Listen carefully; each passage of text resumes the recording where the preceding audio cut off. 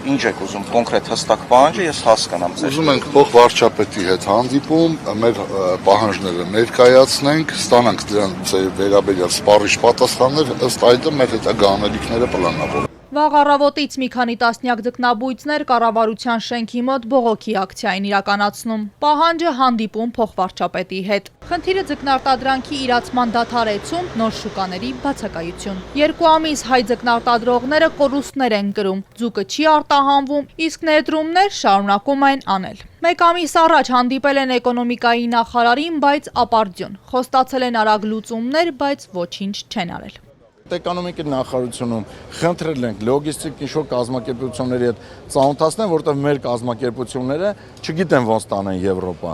Օրերը, սռոկները ոչ մի բան չի բռնում, իրանք էլ ասում են բռնում, ասել եմ գոնե մի վարորդ ճարեք մեզ, մեկ լոգիստիկ կամպանիա, որ տանում է։ 3 ամիս նստած սպասում ենք։ 27-30 հազար տոննայից 10 հազարն է Հայաստանում վաճառվում, մնացածը սաղ արտահանվում է։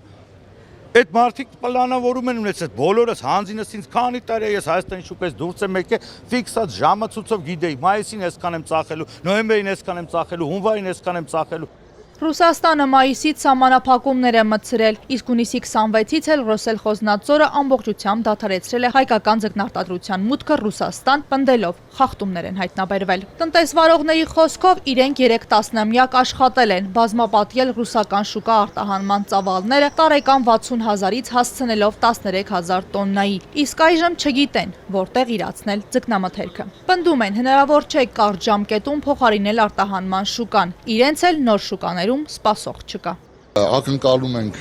պետական աջակցության ծրագրեր, թվով 2 ծրագիր կառավարությունը արդեն իրագործել է, դրանք անիրատեսական ծրագրեր են եւ ոլորտին որևէ դրական արդյունք չեն բերելու, այսպես ասած, այդպես փորձում են հանրությանը ցույց տալ, որ ինչ-որ ոլորտի հետ կապված հարց է լուծվել, բայց ժողովուրդ ջան, ոչ Եվրոպա արտահանման կանոնակարգերը հաստատելու հետ կապված է ոլորտի հարցը լուծվել, ոչ էլ այդ արտահանման հետ կապված սուբսիդիա տրամադրելուն, որովհետև մենք ասել ենք ու նորից ասում ենք, եվրոպական շուկան դեռևս մեզ համար անհասանելի է։ Գրիգորյանի խոսքով այս պահին տնտեսություններում շուրջ 15 հազար տոննա կենդանի ձուկ կա։ Դրան գումարվել է նաև սառնաներում առկա այն ապրանքը, որը Ռուսաստանի սահմանից ետ է վերադարձել Հայաստան։ Նրանց խոսքով տնտեսվարողներ կան, որ դեռ 2025 թվականից դիմել են Եվրոպա արտահանման համար, սակայն գրանցում չեն ստացել։ Նույնիսկ ռուսական շուկա մտնելը հեշտ չի եղել։ Եվրոպական շուկան մենք բազմից ենք քննարկել։ Եվրոպական շուկան մենք մրցունակ չենք։ Եվրոպական շուկայում մենակ մի հատ տնտեսություն կա նորվեգական ձկնամթերքը, որը 1 միլիոն 150 հազար տոննա 24 թվականին արտահանել է։ Դուք հասկանում եք ինչ տվի մարդ։ Մենք 14 հազար տոննա արտադրանք ենք տանում Ռուսաստան, Հայաստան էլ ինքնաբավ պահում ենք։ Իսկ մենք մեր արտադրանքը ավելացել է Ռուսաստանի եւ մենք շուկայում կարացել ենք տեղ գրավենք, երբ որ Ռուսաստան եւ Եվրոպայի սանկցիաները իրականացվեցին։ Դրա արդյունքում այսինքն մենք անգամ Ռուսաստանում էինք զորով մրցակցում նմանատիպ երկրների հետ։ Մենք այսօր տանենք իրանց տան մեջ կարանք մրցակցենք, ո՞նց եք պատկերացնում։ Այսօր Թուրքիան է փորձում Եվրոպա ձուկ արտադրի, արտահանի 120 գրամանոց ձուկ է վաճառում, 140 գրամանոց ամենաշատը, դա կոչվում է պարցոնկա,